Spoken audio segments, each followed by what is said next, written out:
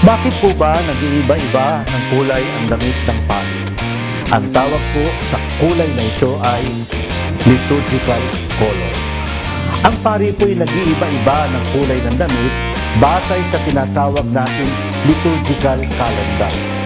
Ang ating pong kalendaryo ng liturhiya ay ang mga pagdiriwang ng pista ng simbahan na isinusunod natin sa pagdiriwang ng misteryo ng Panginoong Jesucristo. Kaya po, huwag po kayong magtaka. Ang New Year po sa simbahan ay hindi January 1. Ang simula po ng taon ng liturhiya ay ang unang linggo ng Adviento. Kaya po pag naglalagay ng tema ang Catholic Bishops' Conference, ang simula nito'y unang linggo ng Adviento. Ang katapusan naman po ng taon ng liturhiya ay ang tinatawag na Pista ng Kristong Hari. Ang mga kulay ay mayroon pong kahulugan. Ang puti ay dahil ito'y paalala sa atin ni Kristong Arkordero ng Diyos at kaya nga ginagamit natin ito sa kapistahan ng Panginoong Jesucristo at gayon din naman sa kapistahan ng Mahal na Birhen o ng mga santo na tinatawag natin na namanata sa Diyos. Ang berde ay tanda ng pag-asa.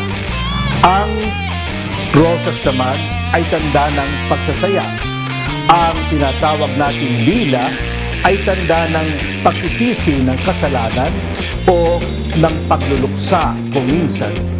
Tayo po'y gumagamit ng pula bilang paalala ng pagdanak ng dugo. Una ng Panginoong Jesucristo sa Biyernes Santo, pangalaway ng mga santo na tinatawag natin na martir. Kuminsan po ay gumagamit tayo ng ginto sa mga espesyal na okasyon.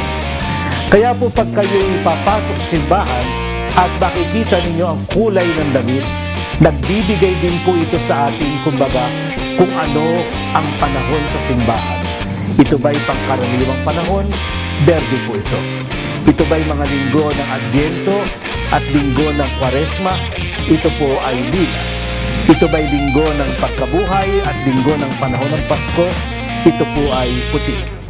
Ito ba'y pista ng mga apostol maliban kay San Juan? Ito po ay pula.